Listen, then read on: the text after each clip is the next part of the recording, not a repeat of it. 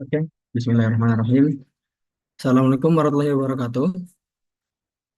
Puji dan syukur marilah kita panjatkan atas kehadiran Allah Subhanahu wa taala karena berkat rahmat dan karunia-Nya kita dapat berkumpul bersama meskipun pada secara online di acara ini. Salawat serta salam tak lupa kita curahkan kepada baginda besar Nabi Muhammad SAW yang telah membawa kita dari zaman kegelapan menuju zaman yang terang benderang ini.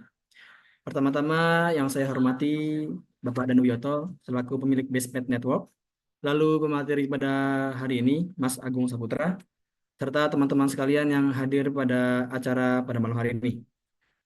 Semoga dengan adanya acara yang rutin kita lakukan setiap weekend ini, kita dapat mendapatkan ilmu yang bermanfaat dan juga dapat mengisi waktu luang kita dengan hal-hal yang positif lainnya. Amin. Untuk mempersingkat waktu, izinkan saya untuk memperkenalkan diri. Saya Muhammad Hazrul Azwar, selaku host webinar pada malam hari ini, dan juga saudara Mas Agung Saputra, selaku pemateri pada malam hari ini. Mas Agung pada hari ini akan bawakan materi yang berjudul Komputer Hardware Basic. Jadi beliau akan menjelaskan seputar hardware yang ada di dalam komputer. Sebelum mulai pembelajaran pada hari ini, mari kita berdoa dulu. Bismillahirrahmanirrahim. Allahumma sholli wa sallim wa barik ala Rasulillah ajmain. Amin. Ya Allah ya Rabbal alamin. Allahumma la sahla illa ma ja'altahu sahla wa anta taj'alul huzna iza syi'ta sahla. Ya Allah, tidak ada kemudahan kecuali yang Engkau buat mudah.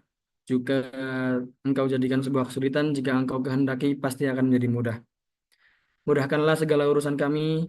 Semoga Bestpet Network bisa memberikan lebih banyak manfaat bagi seluruh umat, bisa terus berkarya, tambah maju, tambah sukses, dan jadikan jalan yang sedang kami tempuh ini menjadi jalan yang diberkahi dan dirahmati Allah. Amin. Ya Rabbal Alamin. Selanjutnya kita akan masuk kepada inti acara pada malam hari ini, yaitu penyampaian materi yang akan dibawakan oleh pemateri Mas Agung Saputra. Waktu dan tempat saya persilakan. Assalamualaikum warahmatullahi wabarakatuh.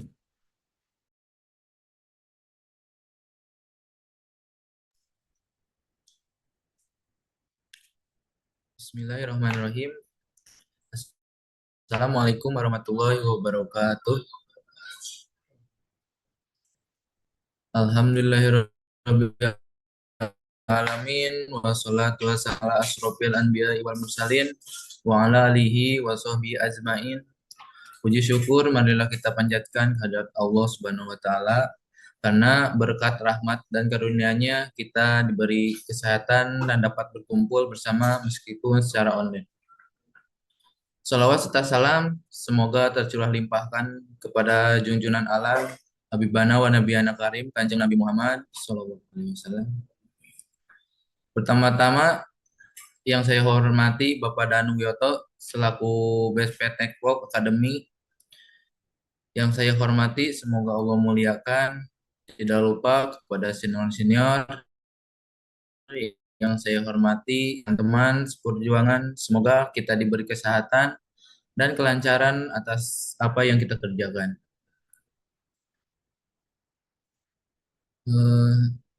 Perkenalkan, nama saya Agung Saputra, tempat tanggal lahir Cianjur 21 Juni 2003.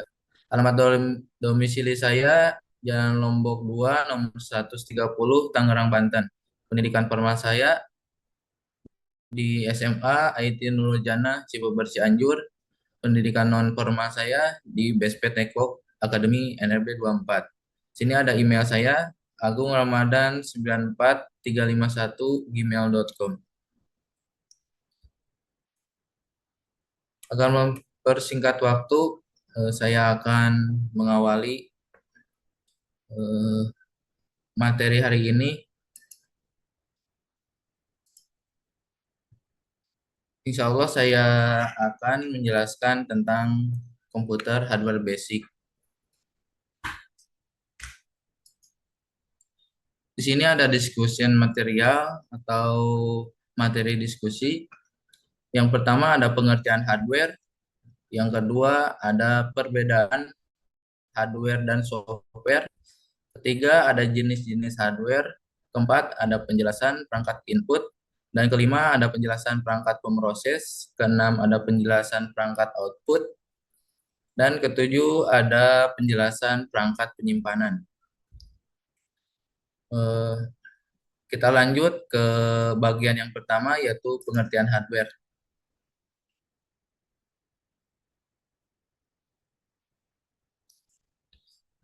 Apa itu hardware?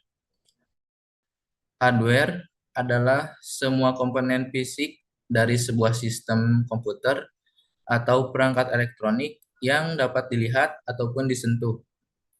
Perangkat keras hardware juga mencakup segala sesuatu dari bagian-bagian internal komputer seperti power supply, ROM drive, speaker, monitor, keyboard, mouse, dan lain sebagainya. Hardware juga berfungsi untuk mendukung eh, menjalankan perangkat lunak software serta melakukan tugas-tugas tertentu seperti melakukan input ataupun output. Di sini ada perbedaan hardware dan software.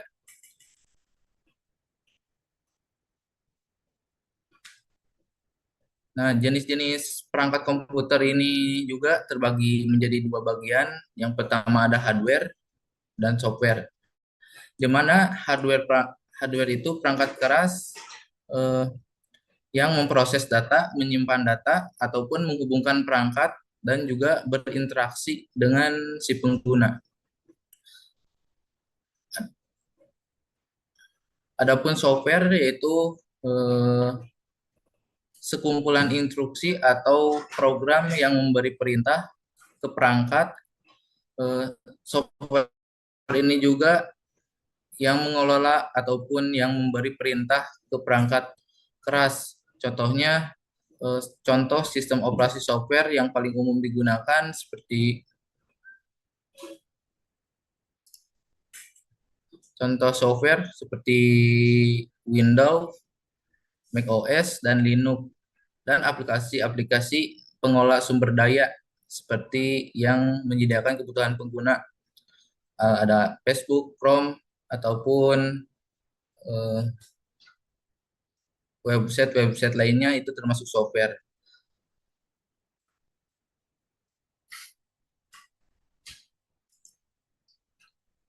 Terus saya akan menjelaskan jenis-jenis hardware. Jenis-jenis hardware ini terbagi menjadi 4 bagian. Yang pertama ada hardware input, yang kedua ada hardware pemroses, yang ketiga ada storage defense, dan keempat ada hardware output. Yang pertama ada hardware output, ada hardware input, maaf. Contoh hardware input ini berfungsi untuk melakukan memasukkan data ke dalam sebuah komputer, sedangkan output itu memberikan hasil dari sebuah input itu sendiri. Contoh contoh dari perangkat input ini ada keyboard. Nah, keyboard ini adalah perangkat input yang digunakan untuk memasukkan data atau perintah ke komputer atau perangkat lain. Fungsi keyboard itu untuk memberikan perintah kepada komputer bisa melalui kombinasi tombol seperti menggunakan Ctrl C menyalin atau Ctrl F untuk menempelkan teks. Terdapat juga tombol khusus seperti Enter, X, dan Delete untuk perintah langsung. dan juga bisa mengoperasikan aplikasi ataupun game. Dalam aplikasi tertentu seperti game atau perangkat lunak, desain, keyboard juga digunakan untuk mengontrol tindakan ataupun gerakan atau perintah khusus. Tombol-tombol seperti W, A, S, dan D sering digunakan untuk navigasi dalam menjalankan aplikasi game. Kedua, ada mouse. Mouse adalah perangkat input pada komputer yang digunakan untuk mengarahkan kursor dan berinteraksi dengan elemen grafis layar. Dengan menggunakan mouse, kita dapat menavigasi, memilih, dan berinteraksi dengan elemen di layar dengan mudah. Fungsi dari mouse ini tersebut adalah untuk pengguna dapat mengarahkan kursor ke bagian tertentu pada layar untuk memilih ataupun membuka, memanipulasi objek ataupun teks. Bagian-bagian yang ada di mouse dan cara kerjanya. Yang pertama ada left click atau tombol kiri. Fungsinya ini adalah tombol yang paling sering kita gunakan untuk melakukan tindakan seperti mengklik, klik ganda ataupun double klik, dan menyeret pun drag. Tombol kiri juga gunakan untuk aplikasi untuk menyeret di layar komputer. Yang kedua,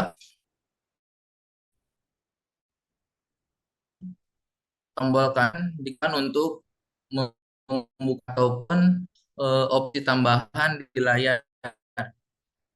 Saat kita mengklik, biasanya ini membuka isi pilih objek yang kita pilih. Nah, misalnya pada file, tombol kanan untuk memberikan opsi tambahan ataupun salin, tempel, ataupun hapus. Yang ketiga ada scroll wheel atau roda gulir.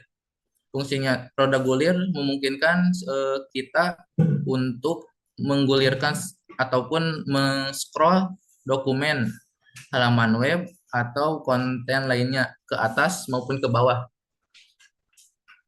Penggunanya pun dapat diputar atau menggulir ke atas ataupun ke bawah, dan beberapa model bisa juga mengklik tengah untuk fungsi tambahan seperti membuka tautan di tab baru.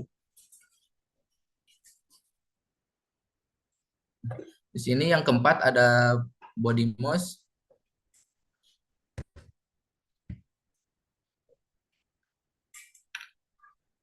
Nah, fungsi dari body mouse ini adalah bagian utama dari mouse yang dirancang untuk agar sesuai genggaman tangan si pengguna dan memberikan kenyamanan selama penggunaan jangka panjang.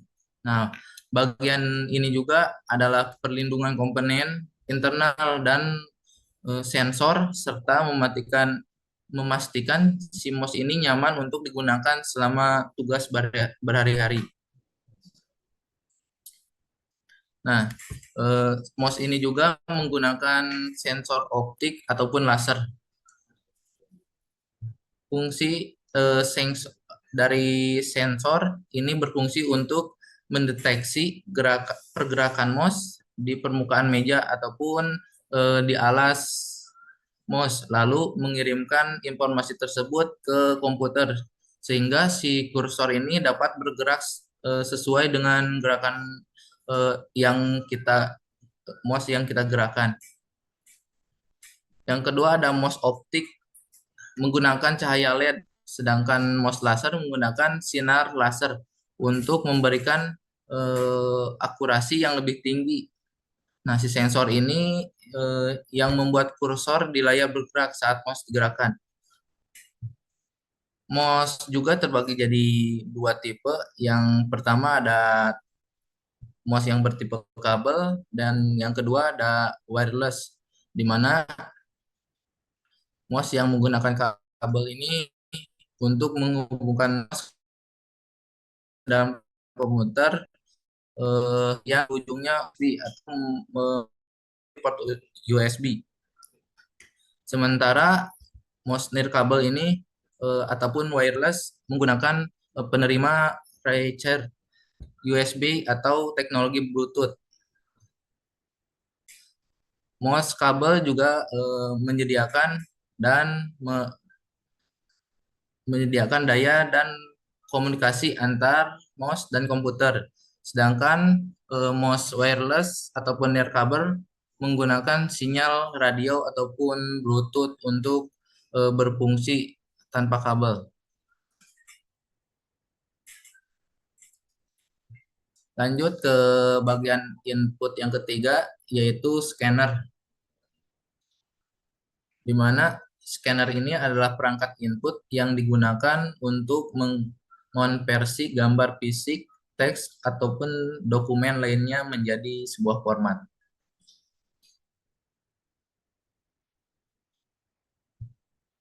Fungsi utama dari scanner ini untuk mengkonversi dokumen fisik menjadi digital, seperti kertas, foto, ataupun halaman buku menjadi file digital.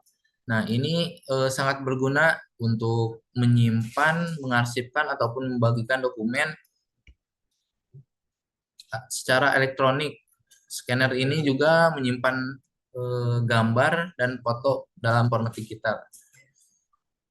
Scanner dapat digunakan untuk mendigitalkan foto, ilustrasi, atau gambar lainnya. File gambar yang dihasilkan dapat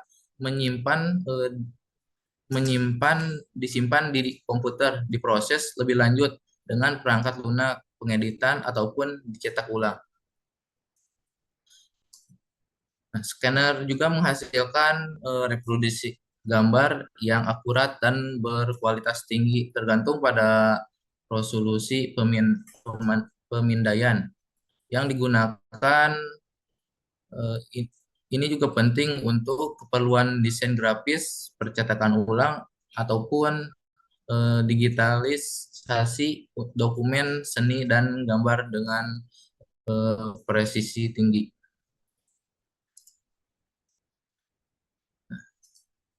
Ada webcam. Webcam adalah perangkat keras berupa kamera digital yang digunakan untuk menangkap gambar ataupun video secara real time dan mengirimkannya ke komputer ataupun perangkat lain. Webcam webcam ini juga termasuk ke perangkat input berupa kamera digital kecil yang digunakan untuk merekam video ataupun mengambil gambar secara langsung dan mengirimkan data tersebut ke komputer. Ini juga sering terhubung ke komputer melalui port USB atau ada langsung pada laptop ataupun tablet monitor. Nah, fungsinya sangat berpusat pada komunikasi visual dan berbagi gambar atau video secara real time melalui jaringan internet. Fungsi webcam video call, dan konferensi video. Webcam juga banyak digunakan untuk memanggil video melalui aplikasi seperti halnya yang kita gunakan pada malam hari ini, Zoom, ada juga Skype, Google Map, atau Microsoft Teams. Hal ini memungkinkan komunikasi tatap muka jarak jauh antara pengguna, baik untuk keperluan pribadi maupun profesional. Dalam lingkungan bisnis, Webcam juga digunakan untuk rapat virtual dan konferensi video dengan rekan kerja atau klien di lokasi berbeda. Webcam juga bisa digunakan untuk streaming video. Banyak pembuat konten atau streamer di platform seperti YouTube, Twitch, dan Facebook. Live-nya ini menggunakan webcam untuk merekam diri mereka sendiri secara langsung.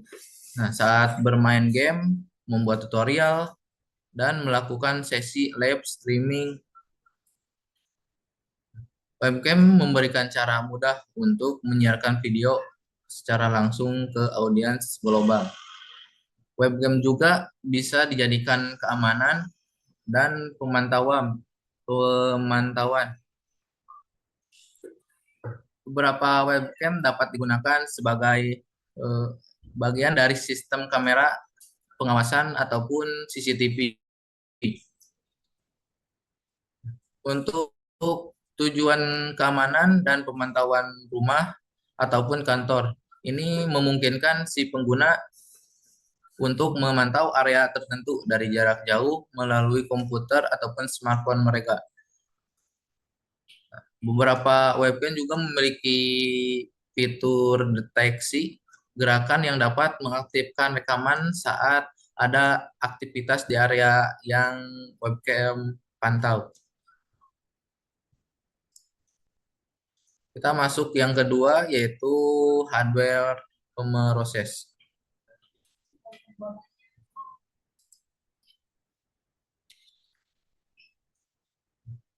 Hardware pemroses adalah perangkat pemroses dalam sistem komputer yang berfungsi untuk mengolah dan memproses data, menjalankan instruksi yang diberikan oleh perangkat lunak atau software.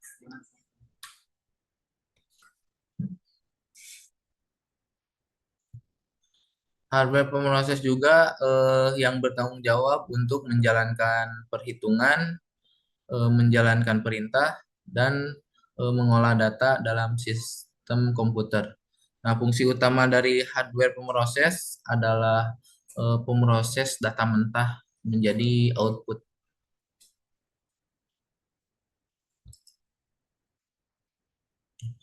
Contoh dari hardware pemroses di sini ada CPU atau Central Processing Unit. Adalah otak dari komputer untuk menjalankan instruksi dari program dan mengatur semua operasi dalam sistem komputer.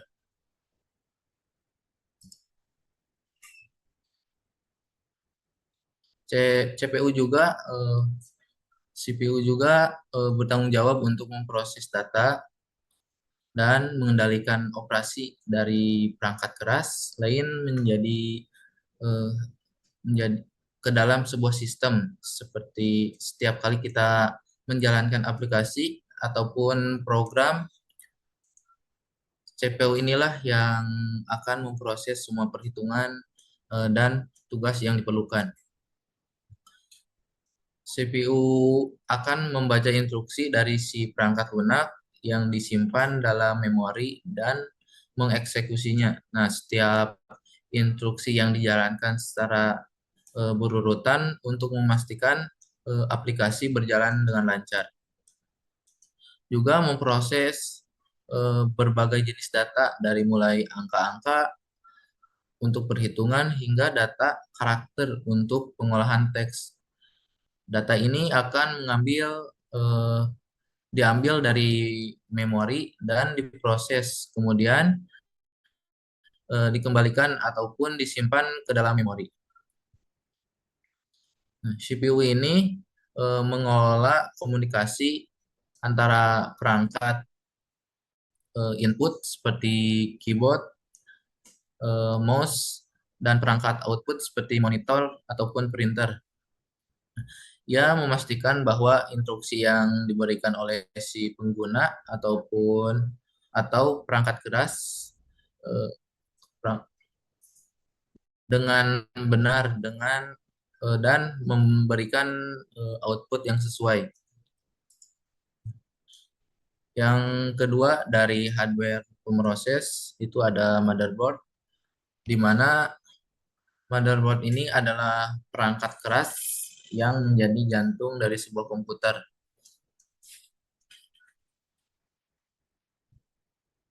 Motherboard kan bisa disebut jantung, juga bisa disebut atau dibilang dengan papan sirkuit utama di dalam komputer yang menghubungkan semua komponen seperti CPU, RAM, GPU, dan perangkat penyimpanan sehingga dapat berkomunikasi satu sama lain, sehingga dapat berkomunikasi secara satu sistem.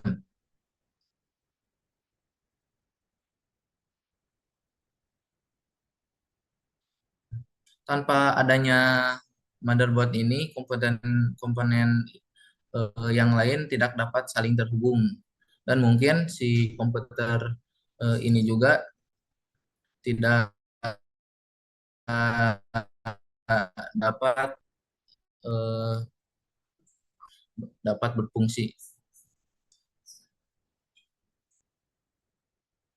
Bagian-bagian utama dari motherboard ada soket CPU, slot RAM atau disebut DIMM slot, chipset, SATA port, dan power connector, dan masih banyak lagi. Nah, yang ketiga dari hardware pemroses ada LAN card,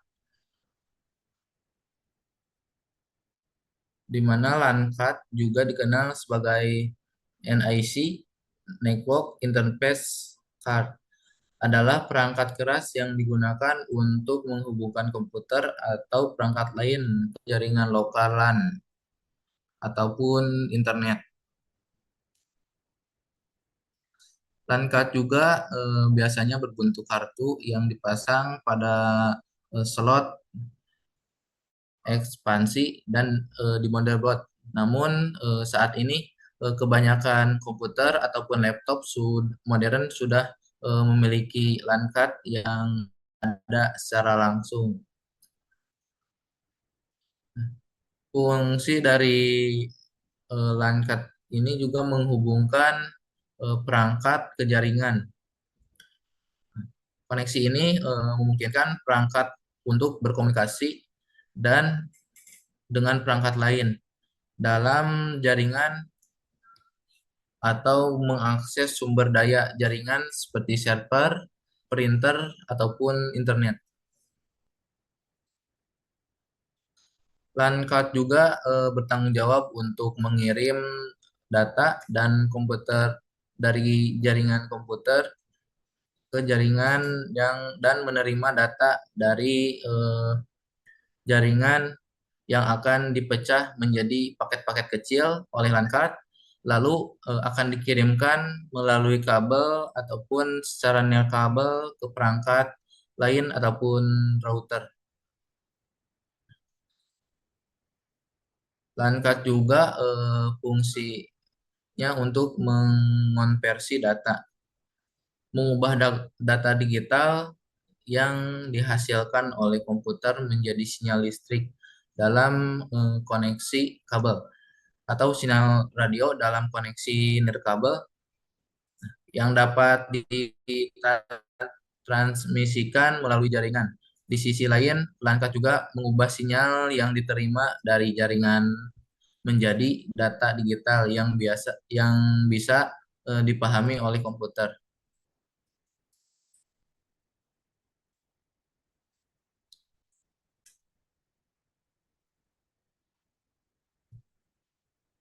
Yang keempat ada GPU atau singkatan dari Graphics Processing Unit, adalah sebuah prosesor yang dirancang untuk menangani komputasi grafis. di mana si GPU ini eh, fungsi utamanya untuk memperbaiki ataupun menghaluskan grafis yang digunakan untuk sepertinya bermain game ataupun yang lainnya.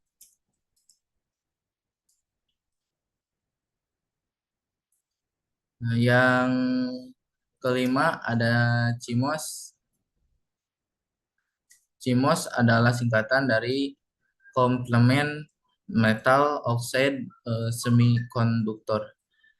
Adalah teknologi sirkuit te- ter- terintegrasi yang digunakan dalam komputer untuk menyimpan pengaturan penting seperti konfigurasi BIOS, waktu, dan tanggal. Memori CMOS ini sering ditemukan pada motherboard dan berfungsi untuk menyimpan data meskipun si komputer ini dimatikan. CMOS juga umumnya didukung oleh baterai kecil yang menjaga agar tetap ada saat komputer tidak terhubung ke sumber daya. Fungsi umum dari CMOS ini adalah untuk menyiapkan pengaturan BIOS eh, atau singkatan dari Basic Input Output System yang mencakup konfigurasi hardware dan opsi-opsi lainnya. Ini memungkinkan sistem untuk memulai dengan pengaturan yang tepat setiap kali komputer dinyalakan. Nah, CMOS juga menyimpan informasi waktu dan tanggal untuk menjaga ketetapan waktu sistem di dalam eh, di dalam sebuah komputer dan memastikan bahwa si stempel waktu yang akurat. Terus bagaimana jika si baterai CMOS ini habis? Nah, jika baterai CMOS habis, biasanya waktu dan tanggal akan direset ke default. CMOS juga menyiapkan data perangkat keras yang terpasang seperti jenis drive, penyimpanan, konfigurasi RAM, dan perangkat lain juga disimpan di CMOS. Nah, ini memungkinkan BIOS untuk mengenali dan mengkonfigurasi perangkat keras dengan benar saat komputer dinyalakan. Eh, Lanjut ke bagian 3, ada hardware penyimpanan, di mana hardware penyimpanan ini bisa disebut storage device, adalah perangkat keras yang digunakan untuk menyimpan dan mengambil data atau informasi.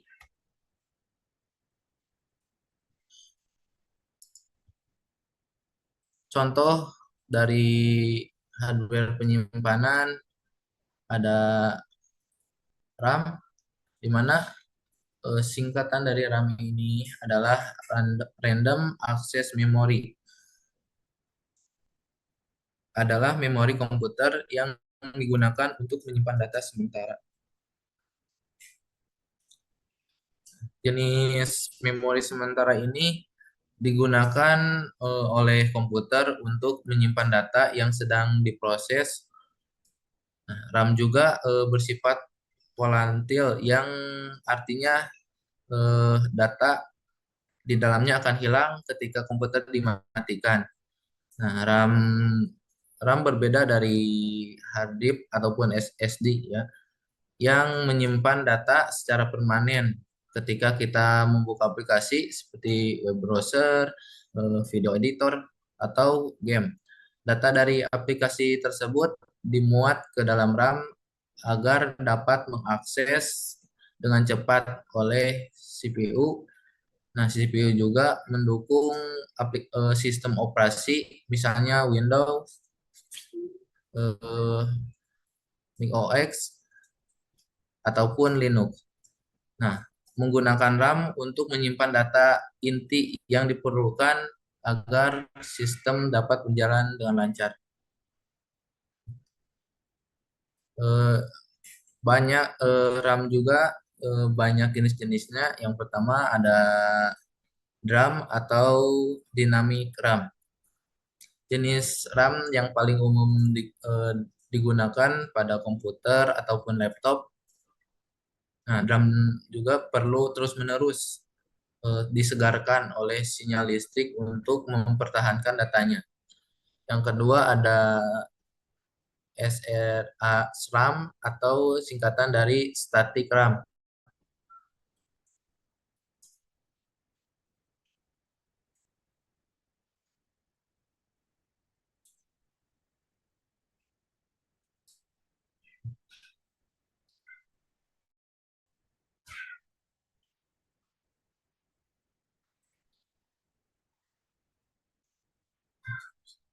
Nah, SRAM ini lebih cepat dibandingkan DRAM, namun lebih mahal dan biasanya ini digunakan untuk sense di dalam CPU, bukan sebagai memori utama.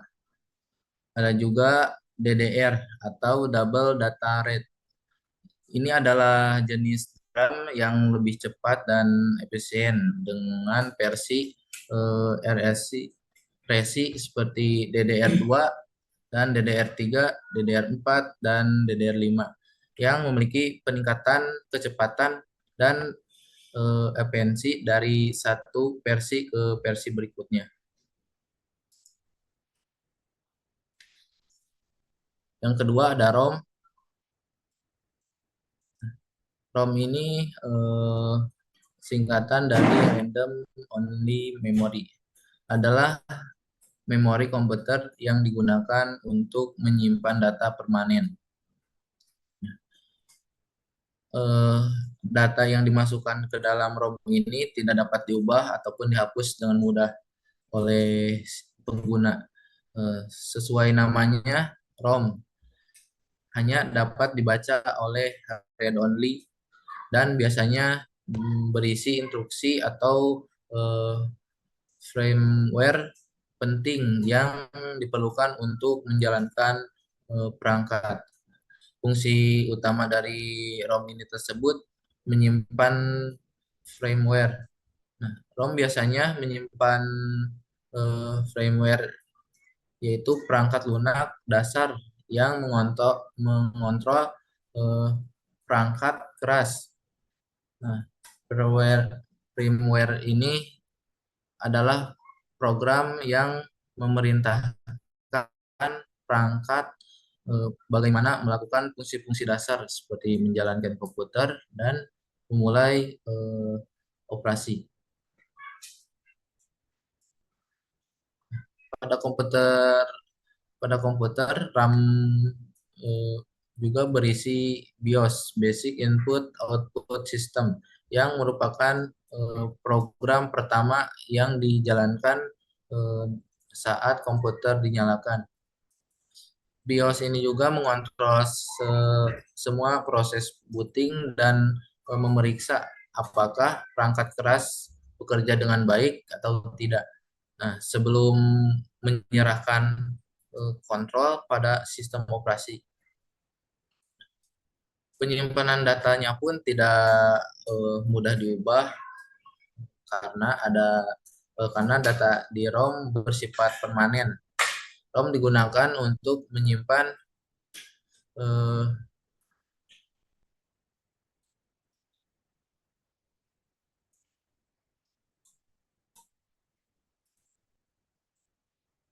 maaf, ada kesalahan pengertian ya. Ini harusnya ada read only memory bukan random only memory.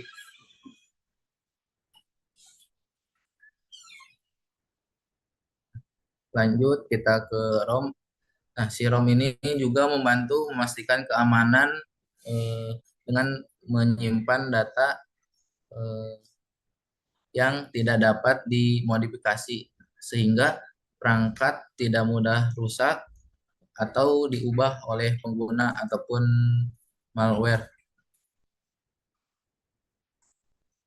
Jadi perbedaan RAM itu menggunakan eh, digunakan untuk menyimpan data sementara dan mempercepat kinerja sistem.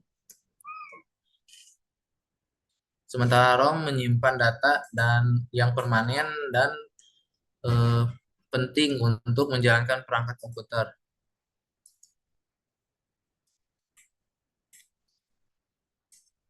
Yang ketiga ada HDD ataupun hard disk adalah perangkat penyimpanan data di komputer yang menggunakan piringan berputar magnetik untuk menyimpan dan mengambil informasi.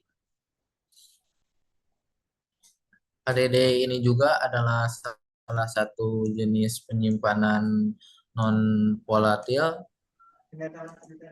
yang berarti data yang disimpan secara permanen dan tetap ada meskipun perangkat dimatikan.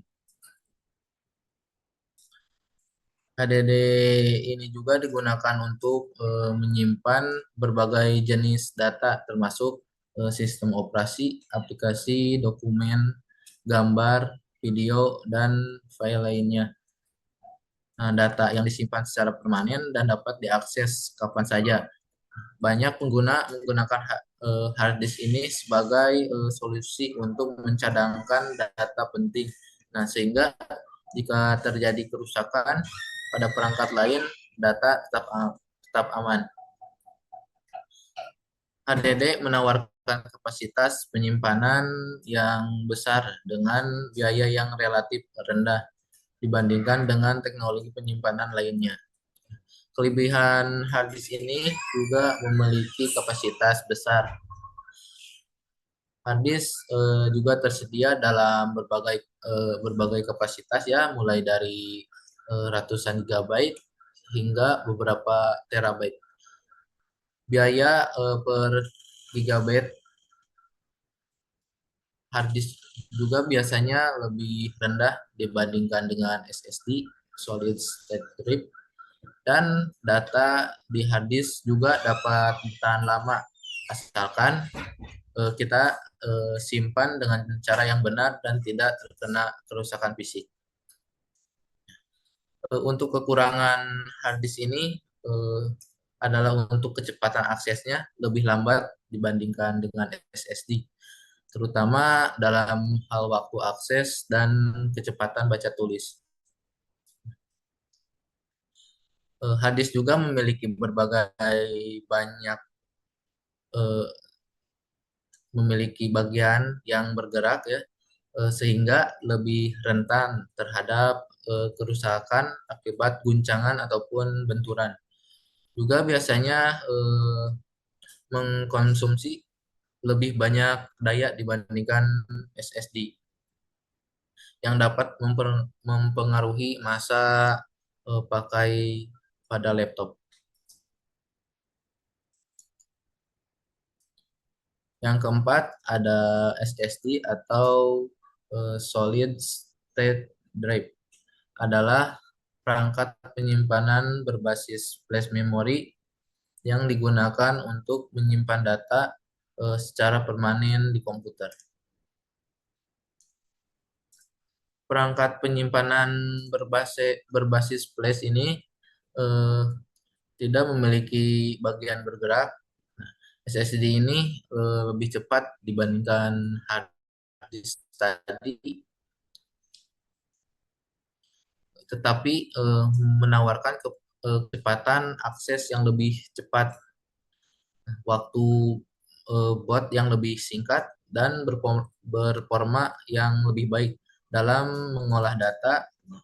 SSD sering digunakan untuk sistem operasi yang sering aplikasi yang memerlukan akses data yang cepat.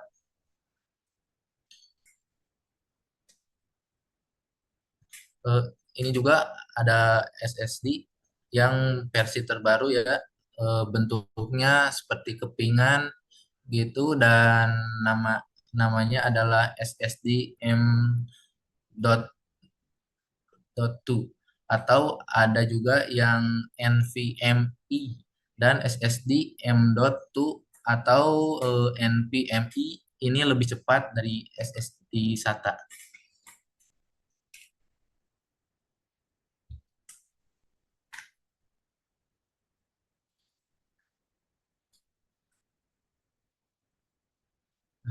SSD juga digunakan untuk menyimpan berbasis jenis data termasuk sistem operasi, aplikasi dokumen, gambar, dan video.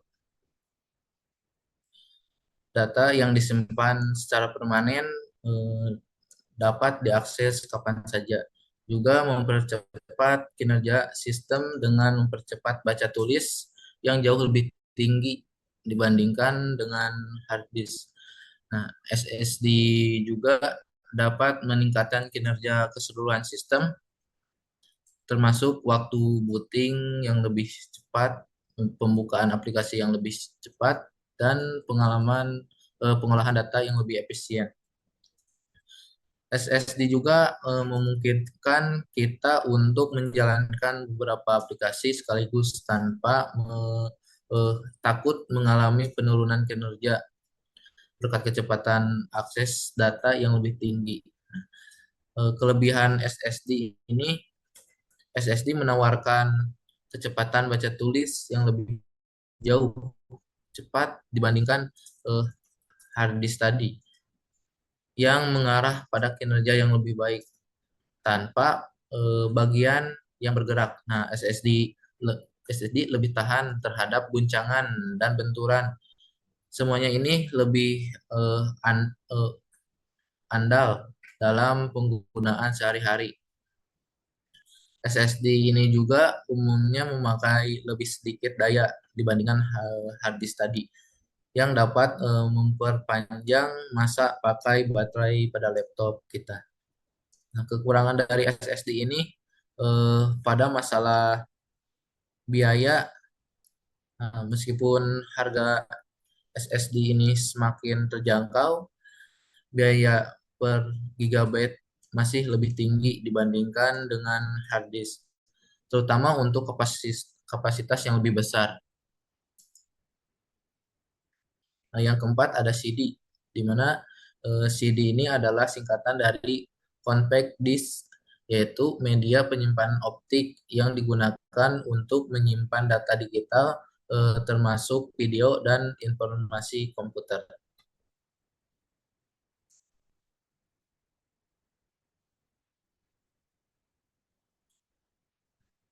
CD CD ini juga sekarang jarang digunakan,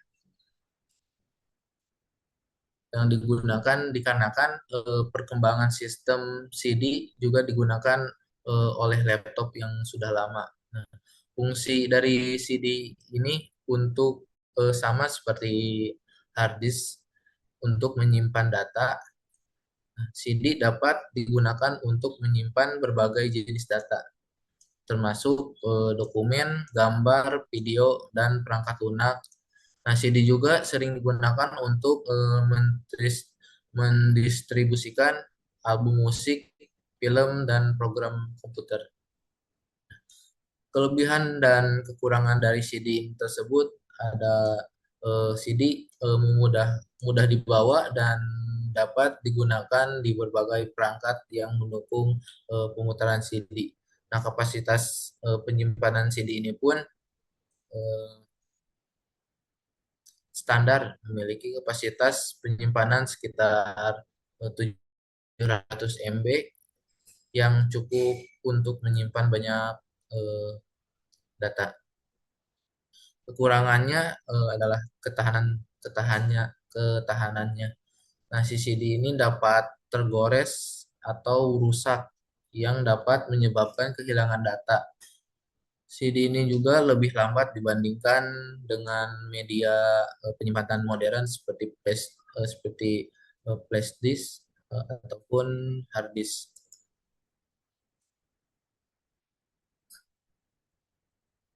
Nah, yang kelima ada flash disk. di mana flash disk ini bisa kita panggil juga sebagai USB. Flash drive adalah perangkat penyimpanan data portable yang menggunakan memori flash untuk menyimpan berbagai jenis file seperti dokumen, gambar, video, dan program.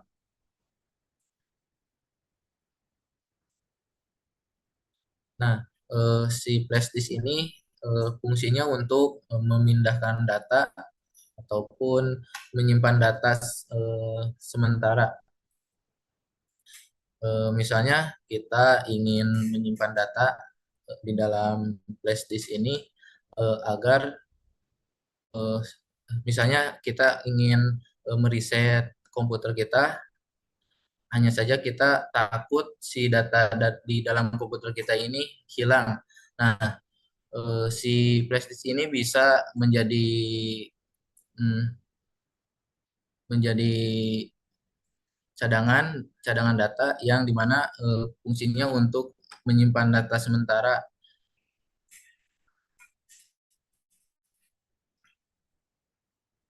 Flash disk ini sekarang sudah bermacam-macam ya, dari ukuran kapasitas seperti bentuk sampai-sampai ada yang berbentuk unik-unik begitu, dan bahkan ada yang berbentuk kayak gantungan kunci. Kita lanjut 4, yaitu hardware output.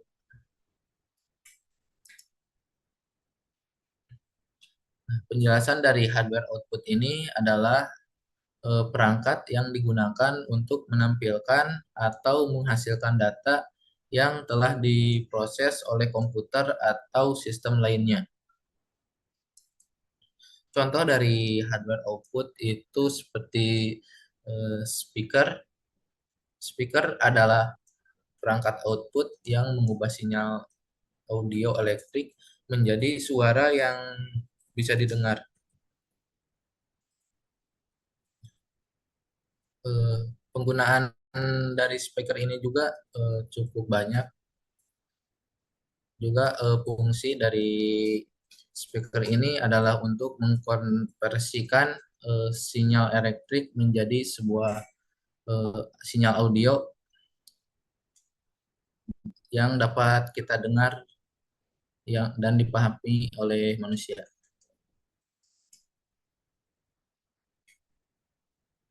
Nah, yang kedua ada monitor. Monitor adalah perangkat output yang digunakan untuk menampilkan informasi visual dari komputer atau perangkat lain. Nah, si monitor ini adalah bagian output yang eh, yang umum dan sering kita lihat.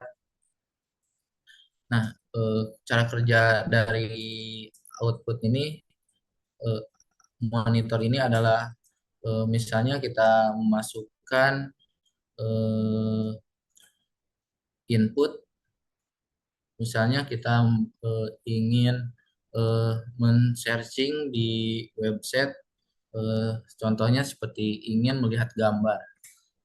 Nah, si monitor ini akan menampilkan output ataupun gambar yang kita search tadi. Monitor juga sekarang bentuknya udah macam-macam, dari yang berbentuk portrait sampai melengkung. Biasanya dipakai oleh streamer-streamer gamers seperti di YouTube.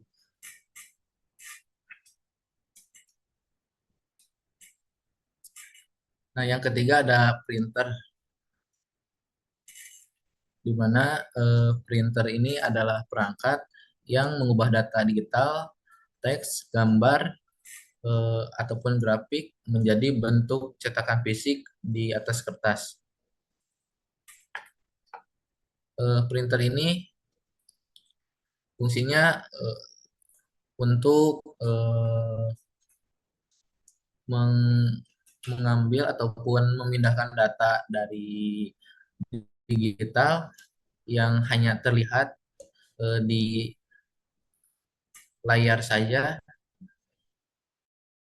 eh, akan dikonversikan menjadi data yang fisik dapat dilihat dan disentuh. Nah,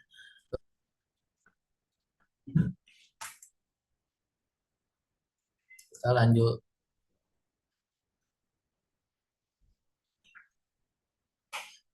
Terima kasih. Sebelumnya, mohon maaf eh, bila ada kesalahan, eh, karena saya dalam tahap pembelajaran. Bila ada salah kata, mohon dimaafkan. Wabillahi taufiq wal hidayah. Wassalamualaikum warahmatullahi wabarakatuh. Ya, alhamdulillah. Alamin. Penyampaian materi dari Mas Agus Putra telah selesai. Sekarang kita akan lanjut ke sesi tanya jawab. Silakan bagi audiens yang memiliki pertanyaan bisa raise hand atau mengangkat tangan atau bisa chat di live chat di bawah ini atau live chat dalam Zoom ini. Waktu dan tempat untuk yang bertanya saya persilakan.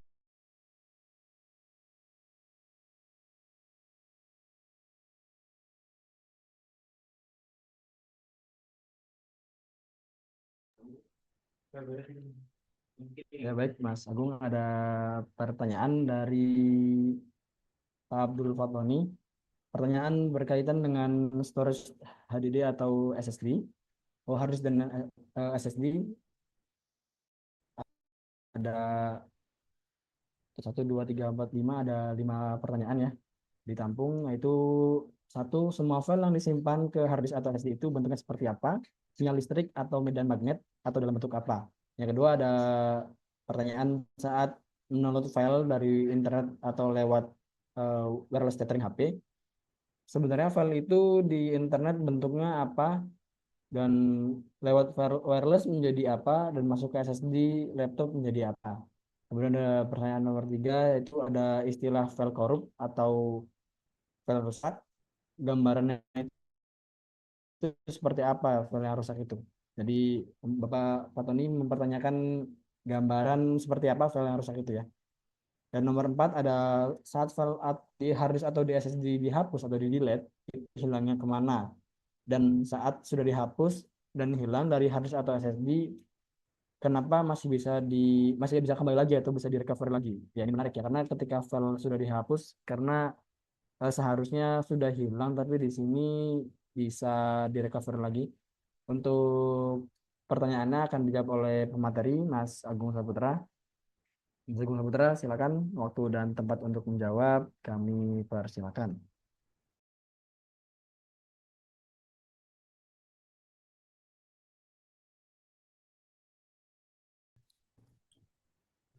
Sebelumnya, izin menjawab yang pertanyaannya berkaitan dengan HDD dan SSD.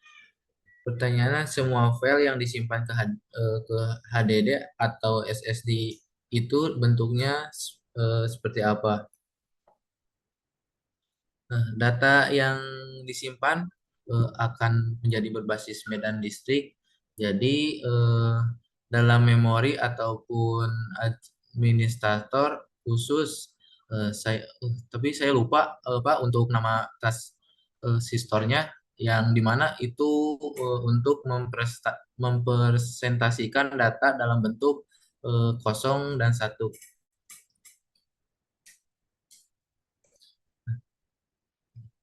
Yang kedua dari pertanyaannya, eh, sinyal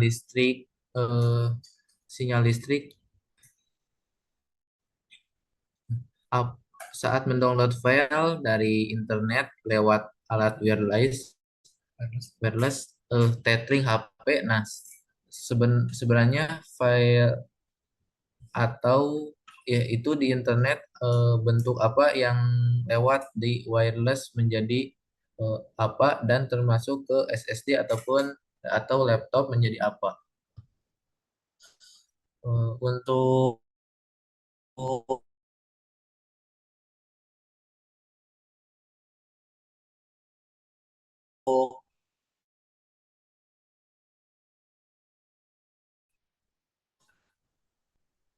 Yang kedua, istilah file korup atau file rusak, gambaran seperti Mainnya apa gue ini.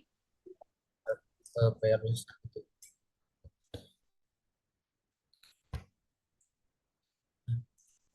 File korup ini terjadi ketika bagian dari data file tersebut rusak atau dianggap tidak lengkap. Bayangkan sebuah file seperti Flutter yang terdiri dari banyak potongan bit. Nah, jika salah satu potongan dihitung atau salah eh, tempat, file tersebut tidak dapat dibaca dengan benar oleh si sistem. Nah, menyebabkan kerusakan atau error. Ini bisa terjadi karena kesalahan saat transfer data, kerusakan pada penyimpanan fisik, bad sektor di HDD, ataupun sale memori rusak di SSD. Gangguan listrik saat si file sedang disimpan.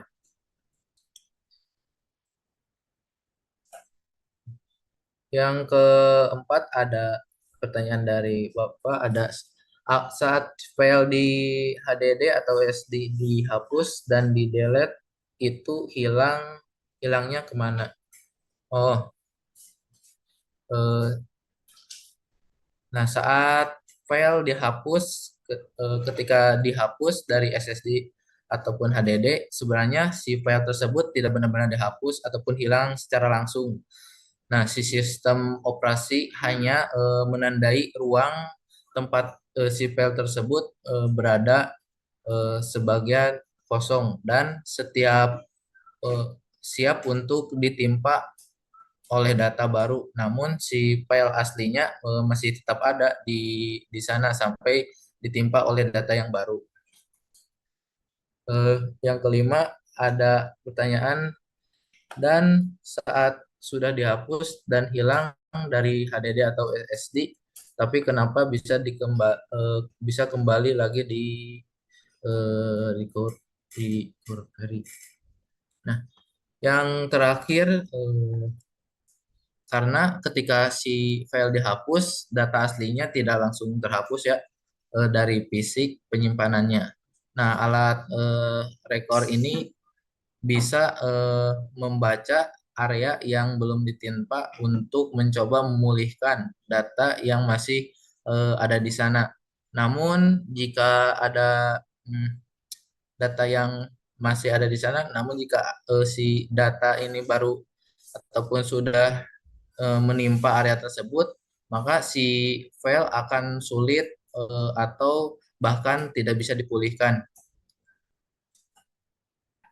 Eh, Mohon maaf bila ada eh, jawaban saya yang masih kurang tepat, mohon dimaafkan. Semoga eh, jawabannya terjawab dan bisa dipahami. Eh, Assalamualaikum warahmatullahi wabarakatuh.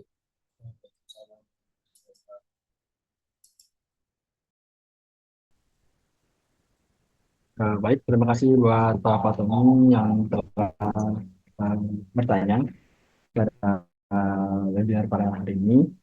Kemudian karena waktu yang tadi diberikan sudah habis dan yang bertanya hanya Pak Fatoni kebetulan, jadi sesi tanya jawab kami tutup.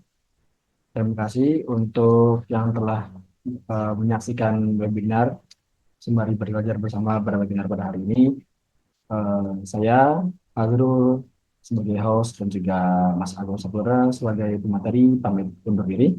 Wassalamualaikum warahmatullahi wabarakatuh.